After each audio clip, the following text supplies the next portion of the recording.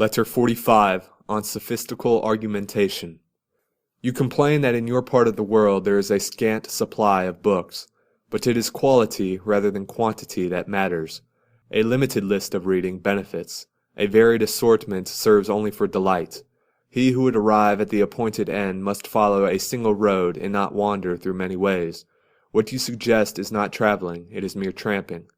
But, you say, I should rather have you give me advice than books.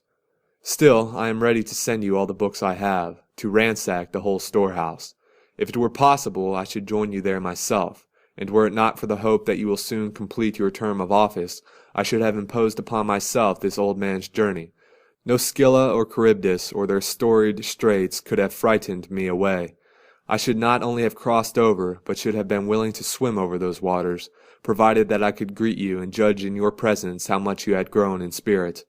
Your desire, however, that I should dispatch to you my own writings does not make me think myself learned, any more than a request for my picture would flatter my beauty. I know that it is due to your charity rather than to your judgment, and even if it is the result of judgment, it was charity that forced the judgment upon you. But whatever the quality of my works may be, read them as if I were still seeking, and were not aware of the truth, and were seeking it obstinately too. For I have sold myself to no man. I bear the name of no master.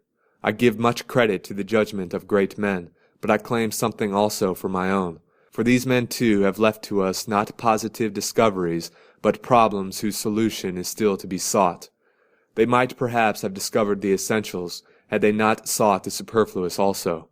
They lost much time in quibbling about words and in sophistical argumentation. All that sort of thing exercises the wit to no purpose. We tie knots and bind up words in double meanings, and then try to untie them. Have we leisure enough for this? Do we already know how to live or die? We should rather proceed with our whole souls towards the point where it is our duty to take heed lest things as well as words deceive us. Why, pray, do you discriminate between similar words, when nobody is ever deceived by them except during the discussion? It is things that lead us astray. It is between things that you must discriminate. We embrace evil instead of good. We pray for something opposite to that which we have prayed for in the past. Our prayers clash with our prayers, our plans with our plans. How closely flattery resembles friendship. It not only apes friendship, but outdoes it, passing it in the race. With wide open and indulgent ears it is welcomed and sinks to the depths of the heart, and it is pleasing precisely wherein it does harm. Show me how I may be able to see through this resemblance. An enemy comes to me full of compliments in the guise of a friend. Vices creep into our hearts under the name of virtues. Rashness lurks beneath the appellation of bravery. Moderation is called sluggishness, and the coward is regarded as prudent. There is great danger if we go astray in these matters, so stamp them with special labels. Then, too, the man who is asked whether he has horns on his head is not such a fool as to feel for them on his forehead, nor again so silly or dense that you can persuade him by means of argumentation, no matter how subtle, that he does not know the facts. Such quibbles are just as harmlessly deceptive as the juggler's cup and dice, in which it is the very trickery that pleases me. But show me how the trick is done, and I have lost my interest therein. And I hold the same opinion about these tricky word plays.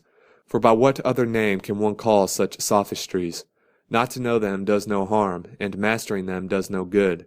At any rate, if you wish to sift doubtful meanings of this kind, teach us that the happy man is not he whom the crowd deems happy, namely, he into whose coffers mighty sums have flowed, but he whose possessions are all in his soul, who is upright and exalted, who spurns inconstancy, who sees no man with whom he wishes to change places, who rates men only at their value as men, who takes nature for his teacher, conforming to her laws and living as she commands, whom no violence can deprive of his possessions, who turns evil into good, is unerring in judgment, unshaken, unafraid, who may be moved by force but never moved to distraction, whom fortune, when she hurls at him with all her might the deadliest missile in her armory, may graze, though rarely, but never wound. For fortune's other missiles, with which she vanquishes mankind in general, rebound from such a one, like hail which rattles on the roof with no harm to the dweller therein, and then melts away. Why do you bore me with that which you yourself call the liar fallacy, about which so many books have been written? Come now, suppose that my whole life is a lie. Prove that to be wrong, and, if you are sharp enough, bring that back to the truth.